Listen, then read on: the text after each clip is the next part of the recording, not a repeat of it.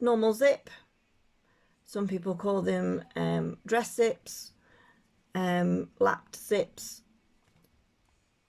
They are the zips that we used for just about everything before somebody said, oh, let's do invisible zips, which I now can do. Couldn't for quite a long time, but now I can do them. So I'm going to put this zip in. The way I do it is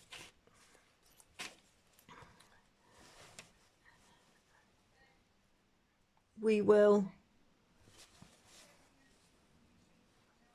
make sure that when the zip is in, that it stops. That's where the binding is going to be sewn.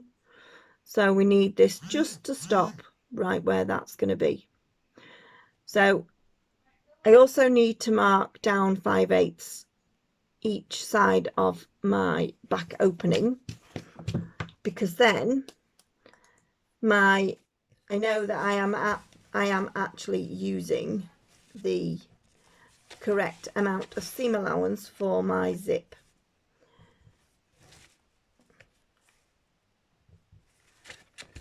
So I'm just going to mark that. I'll mark the first side first and then show you what I'm doing with that bit.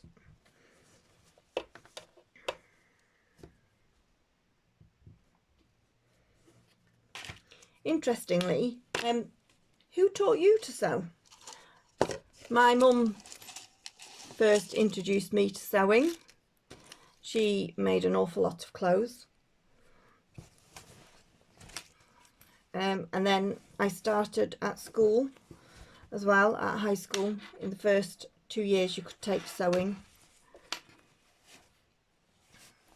And then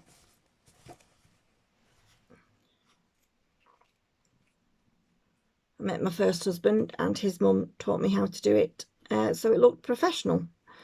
So the first part of the zip is going to lie flat against this side here. It's going to lie flat against that.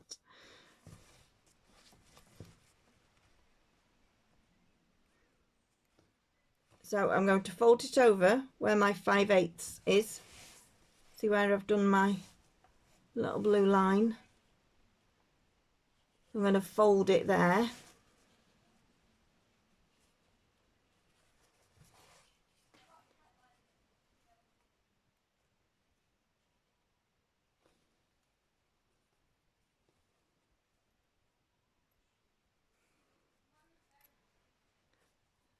And then I'm just going to pin it. I'm going to pin it where I want to sew it, really, because then I can make sure that it lines up.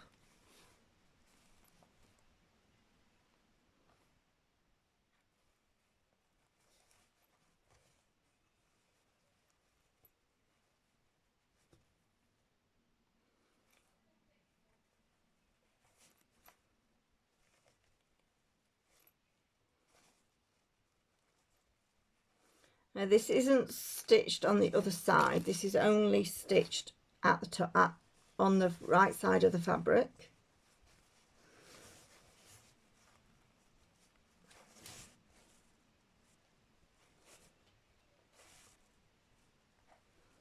So when I come to put it in the machine, I'm going to put it in that way. So my foot will be here. And I want to make sure that any of the inside fabric is lying flat, because I don't want to sew into any of that either. So that's how it looks, just like that. Now I'm going to sew it. There's the first side sewn in.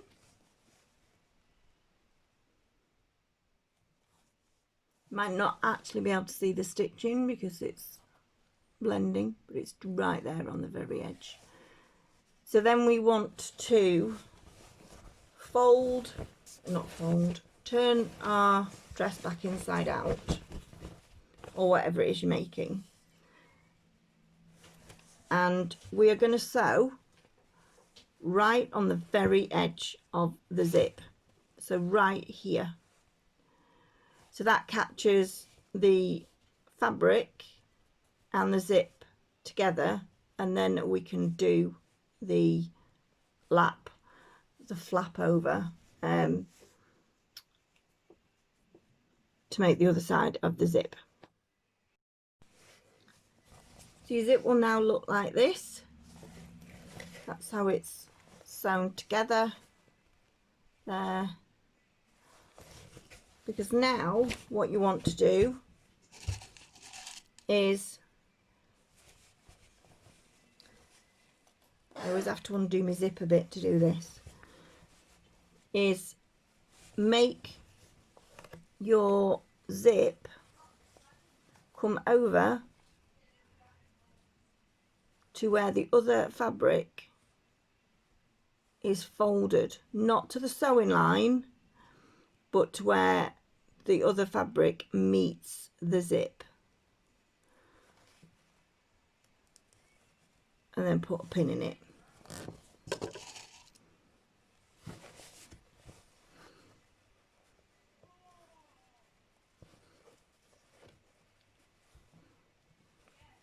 So you're making it come over so that you can't see the teeth of the zip.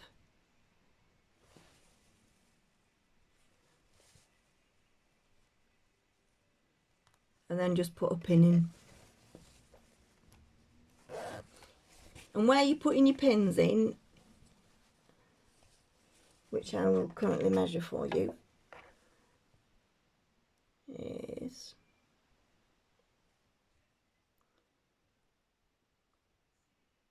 1, 2, 3, 3/8. It's around about 3/8 from the edge of the zip.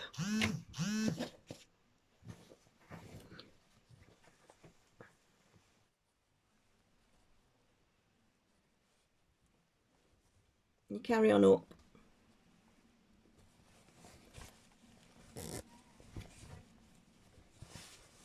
to the top of your zip, just making sure it just covers the zip.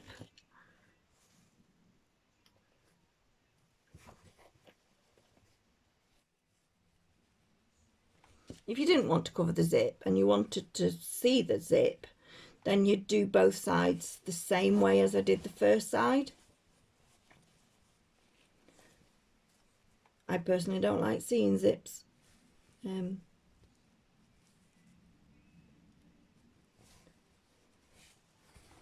you do that all the way up to the top. Now this bit's a bit more tricky because you kind of need more fabric to go over your puller, but there isn't any really there, so you're never going to be able to cover the pull of your zip. So then to sew this side, you need to open your zip because that's got to go in that way to your machine. I don't generally use a zip per foot, but while you're getting used to doing these, you might need to. So I'm going to sew that for you. It does need a press, doesn't everything when you're sewing? But there's the zip with the stitching down either side